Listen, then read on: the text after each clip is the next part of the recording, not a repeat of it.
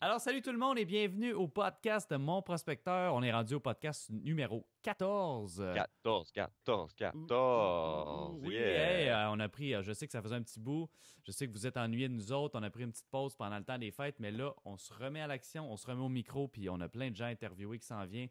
Donc, comment ça s'est passé, Patrick? Qu'est-ce qui s'est passé avec toi durant le temps des fêtes? Là? Ça fait quoi, un mois et demi là, qu'on t'a pas vu? Là? Fait que... Ah, ben non, Ouais, c'est pas vrai, tu as fait l'entrevue dernièrement avec Joanie à Facebook Live. Ceux qui ont c'est manqué vrai. ça, vous allez Vous pouvoir aller manquez voir quelque ça sur Facebook. chose. Un beau Facebook Live avec Joanie. Oui, très le fun, honnêtement. J'ai pu parler un peu de toute ma vie, jeune vie d'investisseur immobilier. Fait que Good. oui, ça a bougé beaucoup, beaucoup, Ouais. beaucoup dans le temps des fêtes de mon bord. Comme il y a du monde qui savent, je lance mon entreprise. Fait que ça prend beaucoup de temps. J'étais allé à la commission parlementaire avec Hans Brouillette. Rien de moins que Hans Brouillette. Tu sais, dans la vie, quand il y a T'sais, quelque chose que tu t'attends pas qui arrive, ben, ouais. c'était dans les top. Quand même, puis à Mais la c'était commission parlementaire en plus, je veux dire, c'est une expérience que tu vis pas tous les jours, là. Non. Non, non, non, vraiment pas. Puis honnêtement, c'est une journée, ça a duré 45 minutes, le témoignage et tout. Puis à la fin, j'étais brûlé. C'était Ah ouais. stressant. OK. Ah ouais, c'était C'est vrai, stressant. Je ça suis doit pas être quelqu'un de intimidant stressé un dans petit la peu vie. aussi rentrer Ouais. là-dedans puis voir ça, Ah là. ouais. Ouais, tu te dis que tu peux avoir un peu d'impact, tu sais, avec des débats puis un témoignage. Ils sont là pour t'écouter, veux pas. Puis si je peux avoir le minimum, un petit peu mince impact, ben, je vais être très content que je vais avoir réussi ce que je voulais. Excellent. Ben, Pat Ouais, Milot ouais. qui se lance légèrement en politique et qui fait entendre sa voix. C'est bon, ça. C'est un one shot. Ouais. Puis toi, Exact. Ali? Moi, ben, écoute, ça a bougé beaucoup, même si normalement l'immobilier est tranquille dans le temps des fêtes. J'ai quand même réussi à trouver le moyen d'acheter une maison entre Noël et le jour de l'an. Fait que, Oh. ouais, j'ai closé une maison de Noël le jour de l'an, puis là, on continue, les projets avancent. Ça rentre, ça sort un petit peu trop, là. J'en ai vendu, puis il y en a des nouveaux qui rentrent. Fait que ça bouge pas mal. Ça a été genre un petit peu plus tranquille, disons. Là. J'ai diminué mes semaines. Au lieu de travailler 60, j'ai travaillé 30 heures. Ah, Fait que c'est pas si pire. petite Fait que semaine. finalement, je travaillais à temps partiel. Mais là, ça recommence. Là. Ça recommence, ça bouge. Là, puis j'imagine qu'il y a beaucoup de gens qui le sentent, les investisseurs. Ça bouge pas mal depuis une semaine ou deux. Fait que l'immobilier est très présent malgré les resserrements de taux, malgré que le gouvernement il essaie de resserrer ça. Ça bouge quand même pas mal. Puis en même temps, ça devient une bonne business pour les investisseurs si les gens ils ont plus de difficultés à se qualifier et acheter. Des fois, C'est quand vrai. les vendeurs sont plus motivés, ben, on peut avoir des meilleurs prix. Donc, c'est bon pour les investisseurs. Ça va faire peur à des investisseurs, donc moins de compétition pour nous. Oui, possible. Ça peut épurer le marché, comme on dirait. C'est vrai. C'est pas mauvais, ça. Yes, fait que à qui qu'on parle aujourd'hui, mon lit? Hey, on a eu la chance aujourd'hui de parler avec Richie Darèche, courtier hypothécaire et investisseur immobilier, qui va nous parler de son parcours et tout. Fait que, nul autre que ça. Richie qui est chez Planiprêt. Ouais. Puis, il a reçu un dernier classement récemment. Il est 13e sur 167 chez Wow. Planiprêt, qui est incroyable pour son jeune âge. Ça fait pas longtemps qu'il fait ça. Puis, on s'entend que dans les premiers, des tops qui sont au-dessus de lui, c'est du monde qui sont en équipe avec des adjoints, puis Richie décide de travailler seul. Fait que c'est un classement qui est assez incroyable. Il est hot. Bravo, Richie. Bravo, on est fiers de toi. Puis, c'est d'ailleurs pour ça qu'on veut en savoir plus sur ton parcours, sur ton succès. Fait que c'est Richie qu'on va interviewer aujourd'hui. Alors, vous êtes live en direct, podcast Mon Prospecteur numéro 14, j'ai dit tantôt. 14. C'est Numéro toujours 14. 14, Yeah. c'est encore le même, good. Fait que sur ce, guys, on ne fera pas attendre plus longtemps, puis on va introduire Richie. Bonne écoute. Donc, salut Arrête. Richie, ça va bien? Oui, ça va super bien, vous autres? Yes, on est content de t'avoir avec nous autres pour cette interview aujourd'hui. Donc, on va te poser un petit paquet de questions discrètes et indiscrètes. Fait que Parfait. tu peux y répondre si tu veux. Sinon, ben, c'est correct. Il va y avoir Philippe en arrière qui va couper puis qui va monter tout ça. D'ailleurs, c'est lui qui enlève nos niaiseries. Fait que si tu trouves que nos podcasts sont plates, c'est à cause de lui. Ah. D'après Non, moi, il c'est va le une blague. shorter en masse, cette vidéo. Non, sans Yes, blague. Richie, on voulait savoir comment c'est ça. Depuis quand tu t'intéresses à l'immobilier, puis comment t'es tombé là-dedans? Vite, vite, savoir un peu ton histoire. Tu vois, à base, là, on avait, où j'ai eu comme une étincelle là, au niveau de l'immobilier. Si on avait parti d'une compagnie avec la famille, on faisait des maisons en bois rond. Ça s'appelait Maison Kizuk. On recule de là, écoute, pas loin de 10 ans de ça. Compagnie familiale, mon père a pris sa retraite, ex-policier, puis ma mère, infirmière temps partiel. Là, donc, on a parti ça ensemble, les trois. Puis c'est vraiment là que j'ai commencé à comprendre certaines choses dans l'immobilier. Là. ça a été la base là, à ce moment-là. Tu dis certaines choses. C'est quoi exactement que tu as compris au début? Ben, c'est sûr que, honnêtement, j'avais plus ou moins d'intérêt à ce moment-là. J'avais parti une ligne de vêtements plus jeune, puis je mettais beaucoup de temps là-dedans. Finalement, la ligne de vêtements, ça n'a pas marché. J'avais fait se faire, en tout cas, produire ça au Bangladesh. J'étais arrivé, c'était des chandails en triangle. Ça n'a pas fonctionné à ce moment-là. Fait que là, j'ai décidé de mettre un petit peu plus de temps dans la compagnie avec la famille. Puis là, je me suis rendu compte là, que vu que c'était Boiron, c'était artisanal, le monde au niveau du financement, ça marchait plus ou moins.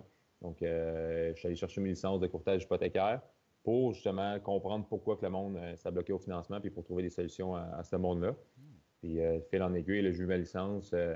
J'avais du monde, un bon réseau autour de moi là, qui me référaient. Ils ont commencé à me référer de la business, tout ça. Fait que c'est là que ça a vraiment. J'ai compris le volet financement, j'ai compris le volet construction, puis j'ai assemblé ça ensemble. Ça a été, je te dirais, ce qui m'a starté là, vraiment dans l'immobilier. Puis, peux-tu élaborer sur la façon que tu as starté, entre guillemets? Parce que là, tu dis que dans ta famille, tu avais une compagnie construction en Boiron, puis c'était quoi, dans le fond, l'étape suivante?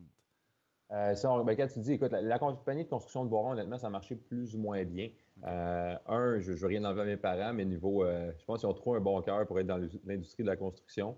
Les autres faisaient ça par passion, puis ils aimaient ça travailler le bois. Moi, ça, quand je te dis ça a starté, c'est quand j'ai eu mes licences d'entrepreneur, comme je disais, là, j'ai eu plusieurs chums qui sont en construction. J'ai un bon contact qui ont commencé à me donner de la business. Fait que c'est sûr que là, en termes, j'ai vu que les revenus étaient intéressants au niveau courtage hypothécaire aussi. Puis je voyais la plus-value là, que j'apportais à certains clients. Fait que, un, c'était payant, puis deux, c'était gratifiant comme job. Fait que j'ai mis plus de temps là-dedans. Fil en aiguille, là, je regardais un petit peu ce qui se passait sur le marché, les valeurs. Je voyais vraiment ça différemment. Là. Je ne regardais pas les maisons comme juste, OK, il y a un potentiel à l'habiter ou quoi que ce soit. J'avais trouvé un premier flip, justement. Mes parents se sont construits une maison en Boiron à Saint-Colomban. Puis j'avais trouvé un premier flip qui était peut-être à 800 mètres de là. Puis à ce moment-là, honnêtement, le terme flip, je n'étais même pas familier. J'avais trouvé ça sur Kijiji.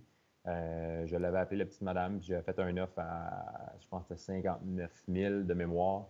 Bon, ça a fini à 59 000. On avait joué un petit peu là, de quelques mille dollars. Puis j'ai acheté ça, je l'ai rénové. Puis à la fin, je trouvais ça un petit peu trop petit à mon goût. Mais j'étais content quand même du résultat final. Ouais. Puis tu dis 59 000, là, juste pour donner une perspective, ça fait combien de temps? C'est pas en 1970, là? Non, on parle de là. Non. C'est pas si vieux que ça, là. Ça fait quoi? 4 ans peut-être de ça? 4 ans, ouais. Puis fait Ouais. que des maisons à 59 000, ça se trouve encore. Oui, c'est ça, Wow. c'est Saint-Colomban. Tu verrais la maison, c'était une chiotte, là, on va se le dire. Le terme, là, c'était vraiment pas. C'était assez ordinaire, mais je me suis dit que le terrain vaut juste plus à la base. J'ai rénové, j'ai mis un peu d'argent là-dedans, puis écoute, en dedans de quoi, quand j'avais mis en vente, ça a pris même pas 3 mois, 4 mois, là, j'ai vendu ça, puis j'avais fait un bon profit à ce moment-là. Good. Fait que là, j'ai fait ouais. C'était littéralement Oui. ton premier flip, cette maison-là à Saint-Colomban. Si c'est pas indiscret, veux-tu nous parler un petit peu des chiffres? Oui. Là, tu parles, t'as acheté 59 000, t'as mis à peu près combien de rénovations? Puis J'avais ça s'est vendu mis. combien? J'ai mis à peu près 40 000 de réno. Puis c'est drôle parce que justement, moi, mon intention à l'achat, c'était de l'habiter. Puis là, niveau financement, j'avais fait des tests avec des institutions bancaires. Puis là, j'ai compris que c'était pas un bon gage de garantie pour eux. Fait qu'ils voulaient pas me financer. C'était même pas une histoire de ratio, rien de ça. C'était vraiment que la maison était un risque pour eux.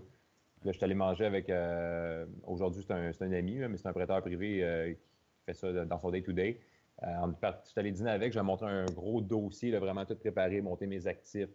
Mes travaux, coût initial, valeur future pour dire écoute, tu n'as pas de risque, puis fais-moi une offre de service, puis ça m'intéresse d'aller de l'avant dans le projet. Quand je sors la pile, puis je monte ça, c'était vraiment drôle. Là, il reçoit un appel en même temps, il répond à l'appel, il ne regarde rien de mes documents, il fait juste chercher mon offre d'achat, il vaut 59 000, il prend une napkin, il la met sur la table, il écrit le montant qu'il me finance, et, avec une signature en bas avec un X, puis les mensualités, pendant qu'il est au téléphone en train de parler à quelqu'un d'autre, puis il me tasse la napkin, puis il dit ah ouais, signe ça. Je suis comme, OK, mais. C'est la napkin, c'est pas pire. Ah, il dit ça. Il dit, ah, ouais, tu vas avoir l'argent lundi chez le notaire. J'étais comme, ouais, mais. Là, il m'explique un petit peu plus le fonctionnement de tout ça. Ça a fonctionné. J'ai eu mon prêt privé, j'ai fait mes travaux. Comme j'ai dit, à la fin des travaux, j'ai vu que c'était pas mal plus petit que je pensais. Fait que j'ai eu une autre opportunité pour habiter à côté d'un bureau que j'avais à Boisbriand. Là. Fait que j'ai vendu, j'ai fait mon profit, puis j'ai acheté ma première maison avec bachelor. Là. Cool. Ouais, c'est une belle histoire. Puis dis-moi, le prêteur privé, là, souvent, j'ai vu que c'est un challenge avec les gens de trouver de l'argent, de trouver du financement. Fait qu'on leur parle beaucoup de prêteurs privés. Comment tu as trouvé ce prêteur-là? Écoute, c'était une autre courtière. C'est une fille qui faisait du courtage hypothécaire. C'était tout simplement, c'était son ancien conjoint. Fait que je le voyais passer dans le bureau, tout ça, puis j'avais retenu, je l'écoutais un peu parler de temps en temps. On se connaissait plus ou moins à ce moment-là, puis j'ai juste comme retenu son nom. Puis moi, je voulais vraiment que ça marche ce projet-là. Fait que Ouais. quand on est convaincu de quelque chose, puis qu'un projet a du potentiel, on trouve des solutions. Fait que je l'ai appelé, puis j'ai dit, on s'en va dîner, puis ça a été plus simple que prévu. Mais j'ai quand même, il a vu que moi, m'avoir mis dans sa situation, je me mets tout le temps dans un projet que je suis à la situation je me mets comme, en fait, je suis le prêteur, est-ce que j'ai un risque? Puis Ouais. je m'aurais mis à sa place, j'aurais probablement pris la même décision parce que j'étais ultra préparé. Le projet, il n'y avait pas de risque, rien de ça. Fait que c'est pour ça que je me signé ça sur une napkin jusqu'au notaire, parce qu'on a fait ça plus en bonne et due forme. Là. Mais c'est de même que ça partit.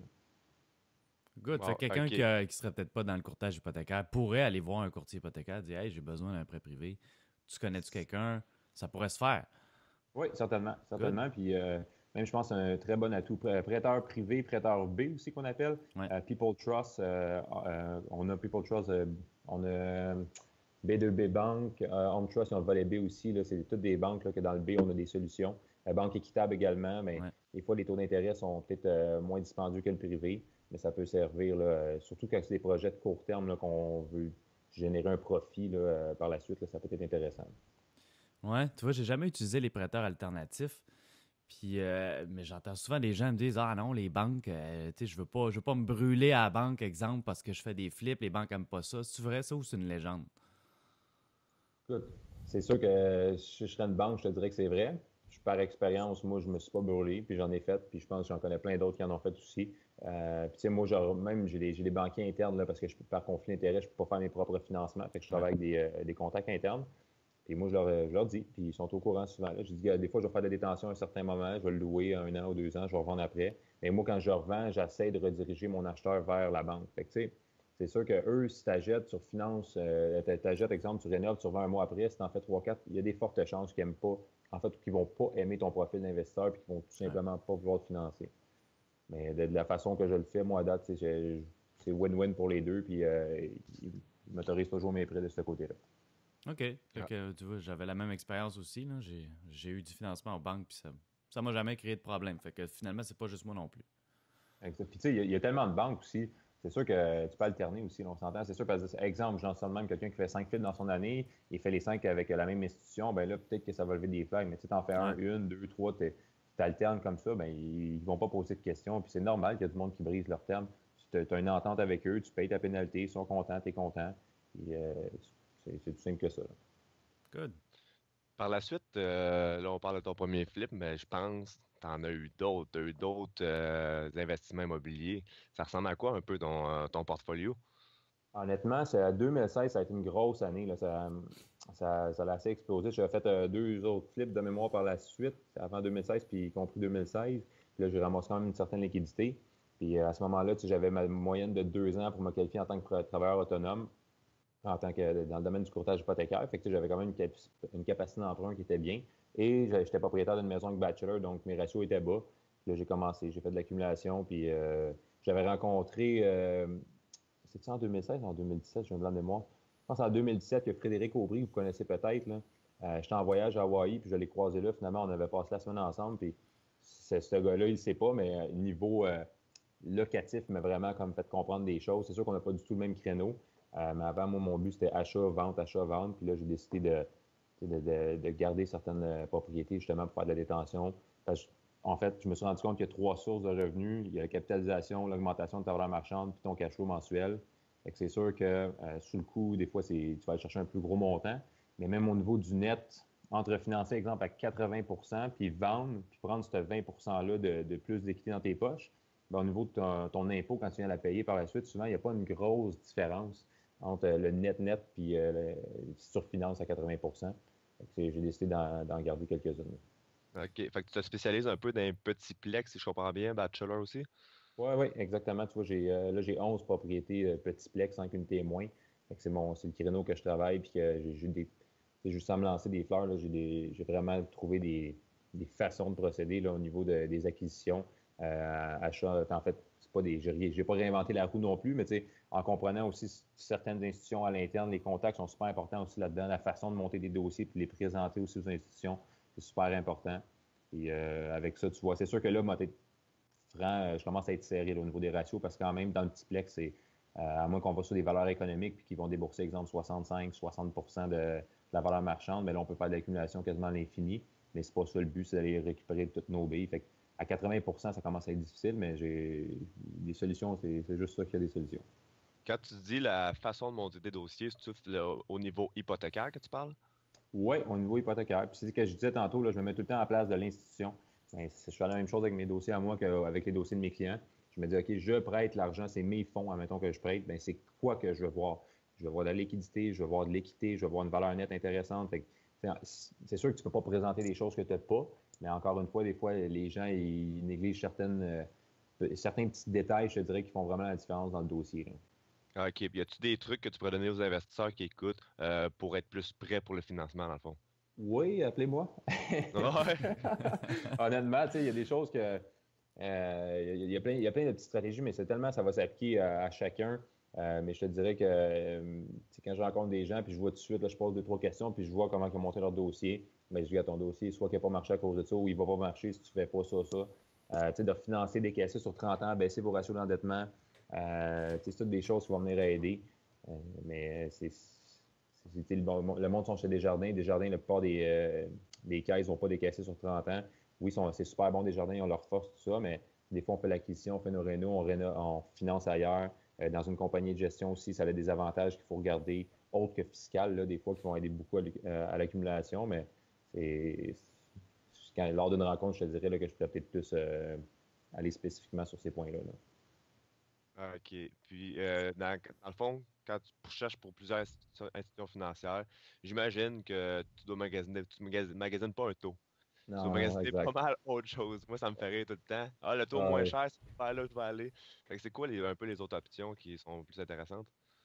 Honnêtement, c'est la dernière chose que je regarde le taux niveau personnel. Puis pour mes clients, écoute, je te dirais que 90% de mes clients, je fais juste valider, ils ont une préférence fixe ou variable, puis on va brainstormer un peu.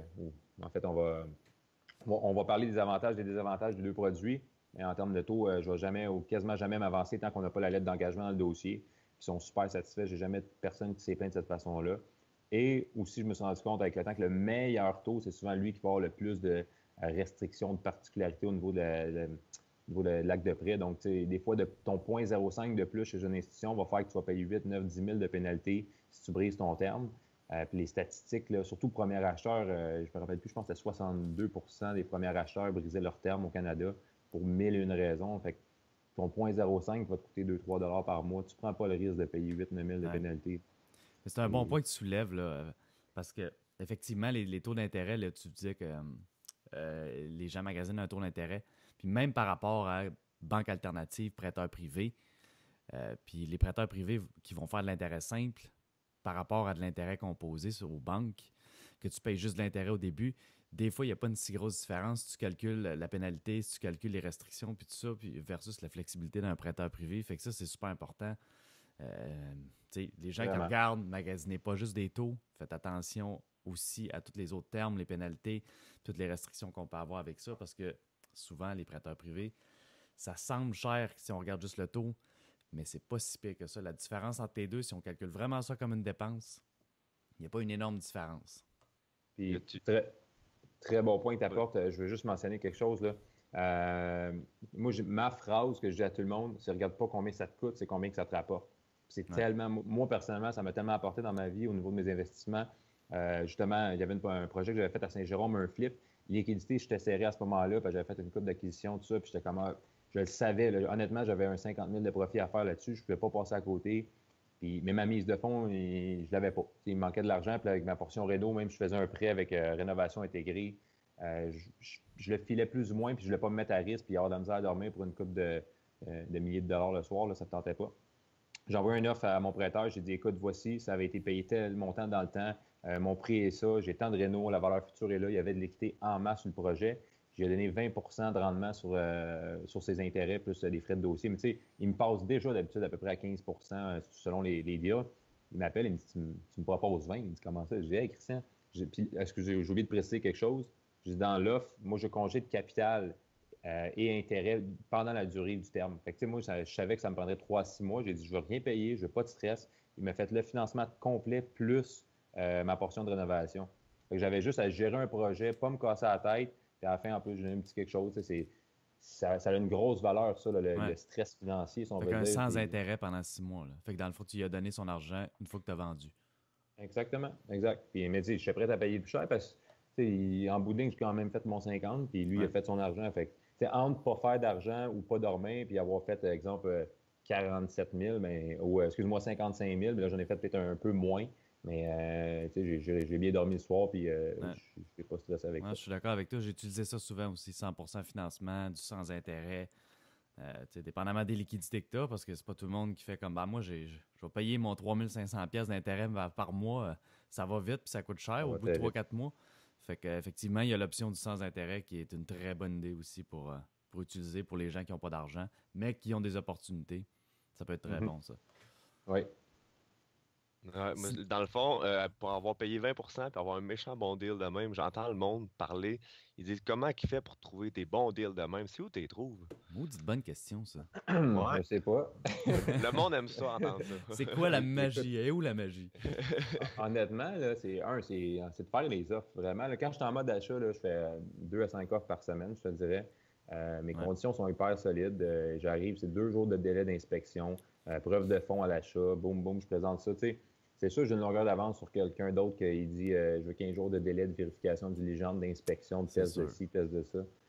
Fait que ça, c'est un point fort. C'est sûr, j'ai des courtiers aussi ils savent que je suis habitué, fait que je travaille avec eux, puis quand il y a quelque chose, la journée qu'ils mettent ça en ligne, ben, le même matin, ils me l'envoient directement, puis ils me disent go, il dit ça t'intéresse, je fais l'analyse, puis on règle ça. Sinon, écoute, c'est bouche à oreille. J'ai 2 propriétés que ça a été du monde. Un soir, j'étais dans 2 ans, je pense, j'étais dans un bar à Saint-Jérôme, puis je sais pas trop, on parle, puis là, il me pose des questions, puis il dit là, il y avait un préavis d'exercice sur sa maison, mais il connaissait pas, c'est plate, mais il n'y avait pas les connaissances à ce niveau-là. Je jase avec le gars, puis je suis sur notre téléphone, je regarde l'adresse, tout ça, j'écoute, je dis honnêtement, puis il était sur le bord, il était à ça de se faire saisir, là, c'était vraiment une question de jour. Puis j'ai fait un offre de même le soir, le lendemain matin, il m'a rappelé, puis on a réglé ça. OK. Juste pour mettre les gens en perspective, là, des fois que quelqu'un ne connaîtrait pas, c'est quoi un préavis d'exercice? Peux-tu expliquer juste un petit peu? C'est quoi? Oui, un préavis d'exercice, c'est quand tu es en défaut de paiement. Donc, il est en défaut de paiement. Dans le fond, il y a une entente. Quand il signe son prêt, il faut qu'il fasse ses paiements hypothécaires. Sinon, eux, ils vont faire un préavis d'exercice pour dire comme quoi qu'ils vont l'évincer, ils vont prendre la maison, ils vont la remettre sur le marché. Mais il y a un délai à respecter. Normalement, on parle de 60 jours de délai. Ça prend réellement un petit peu plus de temps que ça, là, mais peu importe les détails de ce côté-là. Moi, je me suis entendu avec lui. Lui, il était content. Il n'a pas perdu sa maison. Il avait de l'équité supplémentaire. C'est sûr. C'était win-win. Fait que c'est vraiment, je pense, d'en parler à tout le monde. Le monde, à un moment donné, ils savent que tu en fais. Probablement, comme vous autres aussi, des fois, il y a des leads qui vous arrivent de gauche à droite. Centris, il y en a beaucoup. Kijiji, les packs du Proprio. C'est vraiment, c'est dans... Des fois, c'est de chercher, hein? C'est de chercher, dans le fond. Exactement. Chercher, savoir les critères, savoir tes critères, parce que chaque investisseur a quand même ses critères. Puis après ça, c'est juste de chercher. Chercher. Puis des fois, les gens ne le réalisent pas. Et honnêtement, je dois analyser entre 20 et 25 deals par semaine. Pour en trouver peut-être un ou semaine ou 1 ou 2 semaines qui est bon, puis que je vais aller de l'avant, puis que ça va se concrétiser. Mais j'en regarde vraiment beaucoup, mais les gens ne réalisent pas. Oh, mon Dieu, t'en trouves donc bien. Mais je dis oui, mais j'en regarde... par année, j'en regarde 1000. Fait que c'est sûr qu'à un moment donné, je vais en trouver un. Là, comme un chercheur d'or qui brasse des roches. À un moment donné, tu finis par trouver une pépite. Fait que c'est un peu le même principe. Chercher. La loi du nombre. Ouais, exact. Exactement. À part ça, si tu veux... Vas-y, Ali. OK, bon. Je te laisse la parole. Si tu veux continuer, tu nous as parlé de ton premier deal, tout ça. Si tu veux continuer sur ton parcours, comment tu as trouvé les autres deals? Là, tu parlais que tu as croisé fortuitement quelqu'un dans un bar qui était en 60 jours. C'est vraiment drôle comme histoire. Oui. T'as-tu une autre histoire croustillante comme ça à nous raconter? Certainement. Oui, j'ai quelqu'un l'année passée. Écoute, il m'avait appelé. Je me rappelle pas c'est qui l'avait référé, mais c'est quelqu'un à Saint-Rémy. Puis ça a été en termes de... Je vais donner les chiffres, vous allez trouver ça super intéressant. En termes de simplicité, ce deal-là était incroyable. C'est 2 maisons qui sont à Saint-Lin. Saint-Lin, j'avais rien là-bas. Puis moi, souvent, je disais le monde, c'est Saint-Loin, c'est perdu. Puis la qualité des locataires, je me méfie un peu de ça. Je regarde le deal. Puis même chose, comme j'avais dit 2016-2017, j'étais vraiment actif sur les achats. Fait que liquidité, j'étais rendu un petit peu plus serré. Quand il m'avait envoyé ça, c'était à peu près juillet 2016. J'avais dit parfait. Je n'étais pas sûr du deal vraiment. Fait que j'ai dit OK, 180 000, je dis je t'en prends, mais tu sais, 180 000 chaque, parce que c'était 2 maisons, une à côté de l'autre avec Bachelor. Je t'y prends. Fait que là, non, il dit jamais, ça vaut bien plus. Je dis OK, pas de problème. Il me rappelle le 3 décembre 2016, il me dit achète-moi ça avant le 1er janvier 2017. Puis il dit 185, il dit on te fait ça. Moi, j'évaluais que ça valait peut-être 220, 225. Faut croire que je l'ai peut-être sous-estimé. J'ai fait l'achat, j'ai mis ma mise de fonds. 3 semaines plus tard, j'avais peinturé en bas mon bachelor, tout ça pour mettre ça propre. C'était pas loué, j'avais reloué. J'ai refinancé, la banque m'a sorti des valeurs de 245 000. Ça va Belle surprise. J'ai payé, oui, vraiment. J'ai payé 185, la banque m'a décaissé 196 par maison, une à côté de l'autre. Donc, j'ai mis 11 000 x 2, 22 000. Puis j'ai demandé, on a des banques qui vont faire on appelle ça des cashbacks, des remises en argent de 5 avec un taux majoré, un taux d'intérêt qui peut être légèrement majoré. Mais vu que c'est du locatif, c'est 100 déductible au niveau des intérêts. Ouais. J'ai eu 9 600, mettons, on fait 10 000 de plus de cashback. Donc, tu sais, son calcul, j'ai fait 11, 11, 10, 10. Fait que j'ai fait comme 42 000 un mois après mon acquisition de refinancement. Plus, j'ai 2 propriétés qui valent, exemple, 250. C'est comme 500 000 d'actifs, de la capitalisation qui se fait, augmentation de valeur marchande puis du cash flow. Fait que ça, j'ai pas eu grand-chose à faire à part de la peinture. Ça, là, je l'ai vraiment aimé, cette transaction-là. Oui, c'est intéressant. Finalement, tu te retrouves avec 2 propriétés puis tu sors des chèques de ça un mois après. Exactement. Il n'y a pas de meilleure acquisition que ça. Hein? Exact. Mais c'est vrai que Saint-Lin, c'est spécial. Aujourd'hui, là, ça me l'a confirmé, les locataires. Mais tu sais, j'en ai qui payent bien, là, mais je fais mon prorata par rapport au reste. Là, j'ai un petit peu plus de misère que Saint-Lin, mais ça paye quand même en bout de ligne. Est-ce que c'est toi-même qui fais ta gestion? Oui. Oui. C'est en dilemme, justement. J'en parlais même avec ma blonde l'autre fois, puis ça me tire beaucoup de jus dans le sens que, tu sais, le monde ne pense pas à ça. Des fois, là, ma mère, pas ma mère, ma blonde, des fois, elle me dit t'as ta tête ailleurs, puis je le sais moi-même parce que, mettons, on est en train de souper avec la famille, quoi que ce soit. Je reçois un texte qui dit Salut, locataire X, je te paye plus, je crisse mon camp, excuse-moi les termes. Là. Fait que, out of nowhere, là, ça scrape ta soirée, puis tu te dis, pour une couple de centaines de piastres, ça te scrape ta soirée. Même des fois, ça te scrape une couple de journées parce que tu te dis, tu sais, ce monde-là, il y a du monde, des fois, elle me disait qu'elle se séparait, j'avais peinturé son logement, gratuit, juste de bonne foi. Elle était arrivée là, avec 2 gros chiens pitbull, elle me disait qu'elle avait un petit chihuahua. Elle m'a payé un mois, après ça, je suis allé à la régie. Elle m'a tellement tiré de l'énergie là, que ça a une plus grande. Moi, avec le temps, je me rends compte que l'énergie que tu mets dans quelque chose a une plus grande valeur que l'argent. Fait que, tu sais, des affaires de même, moi, c'est comme, fais juste t'en aller, paye-moi même pas, mais arrête de me tirer du jus. Ça a fini comme ça, mais là, j'étais à la régie quand même, là, elle est partie, fait que j'ai donné ça dans les mains de quelqu'un qui va aller collecter qu'est-ce qu'elle me doit quand même à ce moment-là. Ouais, puis après, tu recommences les visites, tu recommences les enquêtes, le filtrer tes locataires. Ah, ça tire du jus. Ou juste un lavabo qui coule ou de quoi comme ça. Là, appelle un plombier, appelle un électricien. Fait que, ça tire quand même du jus. Si je peux donner un conseil, moi, depuis cette année, j'ai eu une référence. Il m'aide tellement, ce monsieur-là. J'ai trouvé, je pense que je ne me trompe pas, c'est un ancien retraité qui a fait ça toute sa vie. Puis une petite compagnonne de side, il fait ça là, à temps partiel. Puis il est vraiment, vraiment efficace. Tous mes jobs, là, pas les travaux majeurs, mais les petits jobs, là, je donne un numéro, je fais juste envoyer la fiche de mon locataire avec le numéro de téléphone. Puis il prend rendez-vous avec le locataire, il s'occupe de tout, il m'envoie la facture. Puis c'est tellement. Les locataires aiment ça parce que t'as pas de niaisage à gosser. Toi, tu perds pas ton temps à appeler des corps de métier, soumissionner ou autre. Puis c'est une personne que là, j'ai vraiment confiance en lui. Puis je donne carte blanche sur tout. J'ai dit, à moins que ce soit des travaux qui soient vraiment plus dispendieux, achète ce que tu as acheté, envoie-moi tes factures. Puis ça m'enlève beaucoup de stress. Là. Ouais. Wow. C'est super intéressant d'avoir quelqu'un comme ça, effectivement. Okay. Est-ce que, dans le fond, pour mettre évincé du monde, est-ce que tu fais toujours affaire avec la régie? La question qui tue, tu sais, régie ou pas régie? Écoute, j'ai un dossier en ce moment. C'est la première fois que je vais à la régie. Je suis quelqu'un qui est vraiment... comment je peux dire? Je vais vraiment... J'ai un aspect humain très développé. Quand il y a des choses qui ne vont pas bien chez certaines personnes, je trouve ça plate, ça m'interpelle beaucoup. Je sais que c'est une faiblesse dans l'immobilier, mais des fois, ça vient me toucher selon les situations, c'est sûr. Là, il y en a que des fois, ils jouent du violon puis tu le sais, ainsi de suite. Mais j'ai des locataires là, que finalement, je me suis rendu compte qu'ils m'ont joué du violon, puis paye pas. Puis on est rendu avec un bill d'à peu près 5 000 $, qui m'ont fait des promesses. Puis, en termes de temps aussi, j'étais débordé. Fait que j'en laissais un petit peu aller. Là, j'ai rencontré quelqu'un récemment, je pense que c'est SOS, le propriétaire de quoi du genre, là, une compagnie à Saint-Jérôme qui s'occupe de tout de A à Z. Là. tu fais juste te présenter. Dans le fond, il te donne ta date pour te présenter. Il est huissier aussi. Fait que lui, là, le dossier, ça va être ma première date là, que je vais avoir à court bientôt. C'est plate, mais des fois, tu n'as pas le choix non plus de travailler comme ça. Ouais. Mais c'est comme toujours plus fun des ententes à l'amiable, mais des fois, ça fonctionne pas. Fait que faut aller à la régie.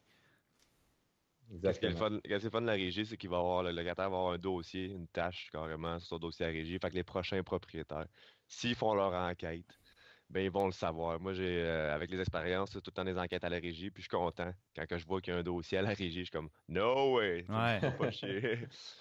Ben, tu vois, ça, c'est l'expérience, je pense, parce que moi, avant, j'étais même le gars qui disait, oh mon même si c'est un ex-failli ou autre, il n'y a pas de problème.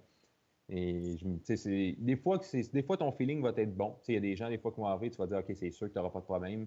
Mais ça fait 2-3 fois là, que mon feeling. Il y a du monde qui sont bons là, pour t'entourlouper. Des professionnels. C'est pas le choix. Là. Après ça vient dur gager. Qui est bon, qui est pas bon, qui dit la vérité quand il y en a 3-4 qui t'entourent là, puis là, tu te fais pogner, puis là, ça te coûte une beurrée de temps et d'énergie. Là, tu fais comme, que j'ai plus le goût de faire confiance à personne. Juste à cause de la petite minorité. Là. Tu vois, ces locataires-là, là, en particulier, ils m'avaient contacté, petite famille, tout ça. On la veut, la maison. C'est le bas d'un duplex. Ils ont on le veut. Je dis, OK, c'est beau, mais je dis, je veux voir votre crédit. Le crédit n'était pas bon, puis je voulais pas. Ils m'envoient une photo 3 jours plus tard, puis mes anciens locataires avaient laissé la cour, là, c'était le bordel.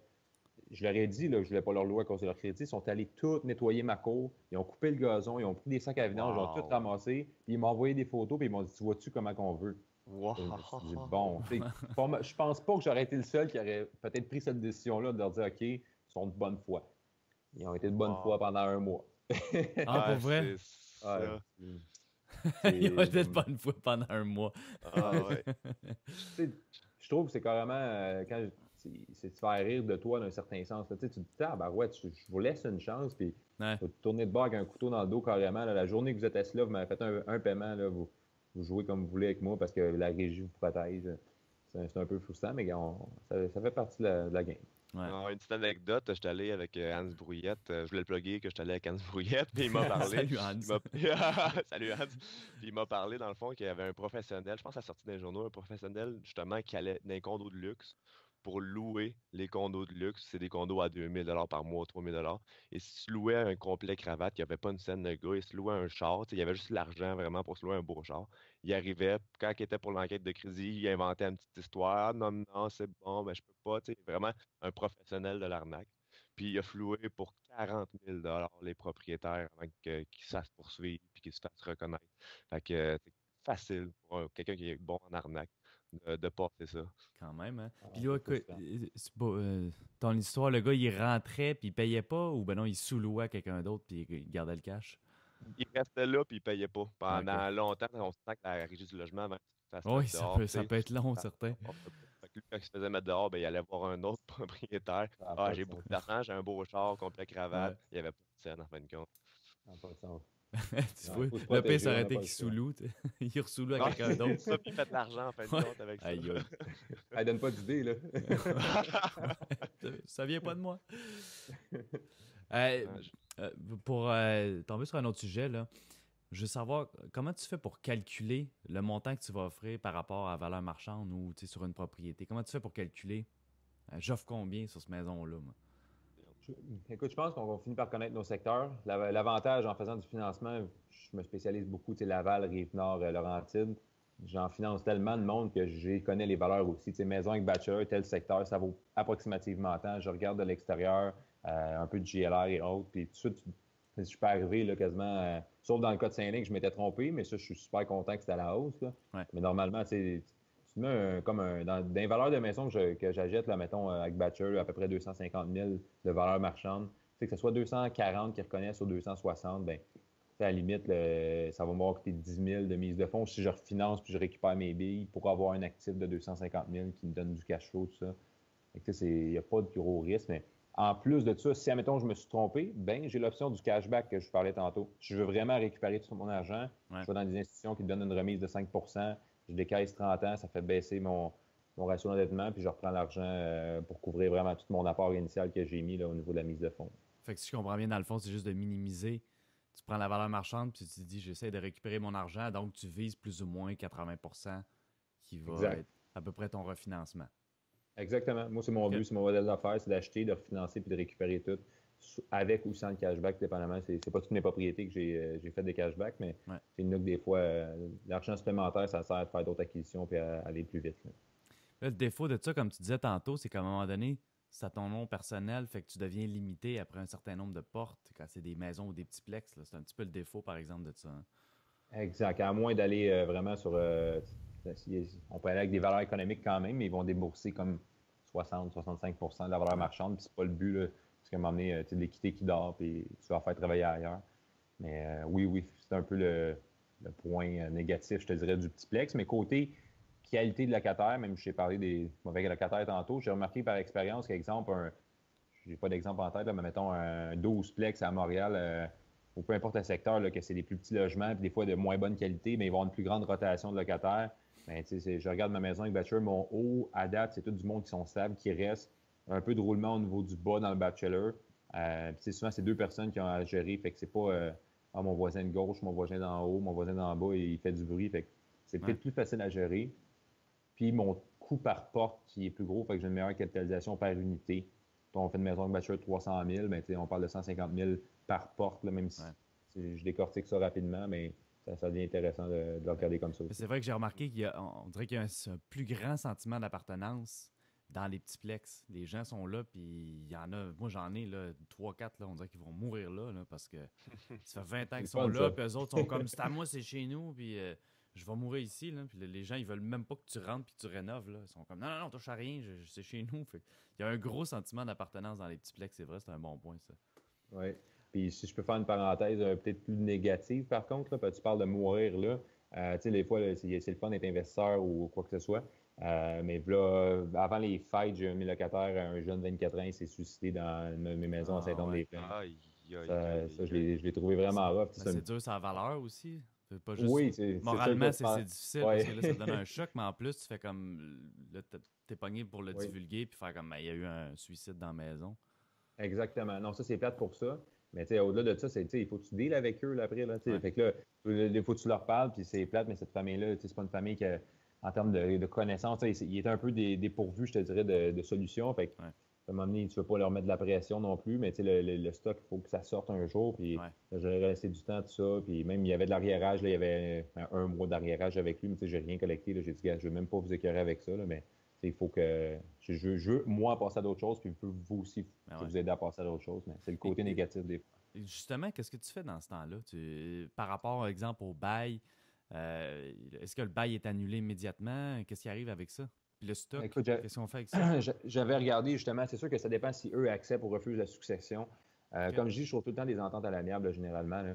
Elle m'a dit qu'elle refusait la succession, donc le gouvernement pourrait théoriquement prendre les biens immeubles, mais c'est plate à dire, mais j'ai pris des photos de tout ça, puis il y en avait pour une couple de centaines de dollars là, à peine là, de meubles. Fait que je le sais, j'ai parlé avec ma notaire, avocat, tout ça. Ils vont pas revenir pour ça. Fait que j'ai disposé des meubles. J'ai dit, prenez tout ce que vous voulez. Puis j'ai dit, moi, je vais prendre la blinde. Si le gouvernement il vient, là, je vais le prendre, puis je vais m'arranger avec eux. À la limite, je paierai l'équivalent des meubles que j'ai tout pris en photo. Là. C'est sûr que c'est peut-être pas la bonne façon, mais moi, j'ai pris cette décision-là que je pense qu'il était juste à ce moment-là, parce que tu vois, théoriquement encore, là, je pourrais même. Il y a du monde qui pourrait continuer. Le loyer, je pense, écoute, je suis allé voir, je ne vais pas dire n'importe quoi. Je pense qu'ils ont 3 mois de préavis après la date du décès que tu peux continuer à collecter, mais tu veux pas, là. Je veux dire, moi, je trouve que c'est d'être sans cœur de dire. Tu pourrais collecter 3 mois après. OK. Parce que dans le fond, il faudrait que le locataire te donne un préavis de 3 mois avant de briser. Fait que tu pourrais revenir contre la succession pour dire tu me dois 3 mois de loyer. Ben, écoute, comme je te dis, c'est pas des informations, c'est pas l'avocat qui m'a dit ça. J'avais tapé ça sur Google, j'avais vu certaines informations qui s'enlignaient vers ça. Quand j'ai vu ça, j'ai fermé la page, j'ai dit non, moi, je ne ferai pas ça. Là. Moi, c'est pas mon genre de. Moi, ça serait mes enfants, il arriverait ça, je dirais. Moralement, c'est comme. C'est tough un petit peu. S'il y a quelqu'un qui a la vraie réponse là, dans les personnes qui écoutent, là, vous pouvez commenter et nous dire c'était quoi exactement, parce que là, on spécule, on n'est pas sûr. Là. Fait que, moi, ça m'est arrivé un cas que le gars s'est retrouvé du jour au lendemain en prison. Du jour au lendemain. Quand j'ai vu que le loyer rentrait plus, je fais comme, il y a de quoi qui marche pas. Puis là, j'essaie de le rejoindre, son téléphone est coupé. Finalement, sa coloc m'appelle, elle me dit, hey, il est en prison. Là, je suis comme, oh, OK. Qu'est-ce que je fais, tu sais? Tu peux-tu mettre le bail à mon nom? Attends une minute, là, j'ai aucune idée comment ça marche. Fait que là, j'ai posté un commentaire, c'est mordu. Il y a plusieurs personnes qui m'ont donné des bons conseils. Puis finalement, la coloc a dit écoute, il est là pour 1 an. Fait qu'elle a fini son bail. Puis quand son bail va être fini, je vais le remettre à son nom à elle. Finalement, on s'est arrangé à l'amiable. Fait que c'est toujours la meilleure chose, une entente à l'amiable, mais quand même, c'est la première fois que je dealais avec. Puis c'est un petit peu la même situation que toi, où est-ce que finalement, du jour au lendemain, il y a quelqu'un qui disparaît. Mesdames et messieurs, je sais que ça a coupé un petit peu, de façon un petit peu abrupte, là. La ligne a raccroché avec Richie. Fait qu'on en profite pour prendre ce petit moment-là pour terminer l'entrevue. On veut pas que ça soit éternel. Fait qu'on coupe ça là, puis on vous tient en haleine pour la deuxième partie. Fait que sur ce, mesdames et messieurs, moi je présente Patrick. Moi c'est Olivier Lepage. Yes. Vous pouvez me rejoindre sur Facebook si vous avez des questions en lien avec les flips, tout ça. Moi, je suis quand même pas si pire. Je suis rendu à, je sais pas, plus que 100 transactions maintenant. Là. Wow! C'est rendu quand même difficile à compter. Ça va vite. Mais j'ai plusieurs transactions en l'air de la cravate. Donc, je peux vous aider dans les flips, répondre à vos questions. Facebook, je suis très présent. Toi, Pat, où est-ce qu'on peut te rejoindre? Moi, Patrick Milo, entrepreneur général, vous pouvez me rejoindre plus pour des questions en termes de rénovation, mais je suis spécialisé dans la fondation. Donc, si vous avez un problème de fondation, vous pouvez me rejoindre. Ou pour les podcasts, juste nous donner des feedbacks carrément. Ce que vous aimez, ce que vous aimez pas. Parce que oui, si vous aimez pas ça, ça peut être constructif. Absolument. Fait que, si vous aimez, likez la page. Nous autres, on fait ça pour vous, guys. Fait que likez la page, ça va nous aider énormément. On va voir que vous aimez. Commentez, partagez pour que tout le monde voit ça. Fait que, on aimerait bien ça. Allez partager ça sur Facebook. monprospecteur.com/podcast, SoundCloud, iTunes. C'est là que vous allez pouvoir les trouver. Vous allez pouvoir les downloader et les réécouter encore et encore si jamais vous n'avez pas nécessairement saisi, vous n'avez pas eu la chance de prendre des notes. Ils sont toujours là. Vous allez toujours pouvoir les réécouter. C'est extraordinaire. Puis, d'ailleurs, si vous ne connaissez pas, sortez un petit peu de votre grotte. Allez dans les événements, profitez. Il y a beaucoup de rassemblements d'investisseurs immobiliers. Moi, j'essaie d'être présent. Tu vois, je suis tout le temps au 5 à 7 des Mordus parce que c'est là que j'anime. Mais il y a aussi, on salue Frank avec les pros de l'IMO. Les pros de l'IMO. On salue les rassemblements de Ghislain avec IMO Facile. On salue les rassemblements de le club immobilier aussi à tous les mois. Fait que, il y en a plein. Ça, c'est tous des gens qui se rassemblent. Faites le tour. Allez rencontrer des gens. C'est de même qu'on peut se faire des contacts, qu'on peut se faire des relations. Puis, en passant, je vais faire une petite plug pour les Mordus le 22 février prochain. Ça devrait sortir bientôt, le podcast, là.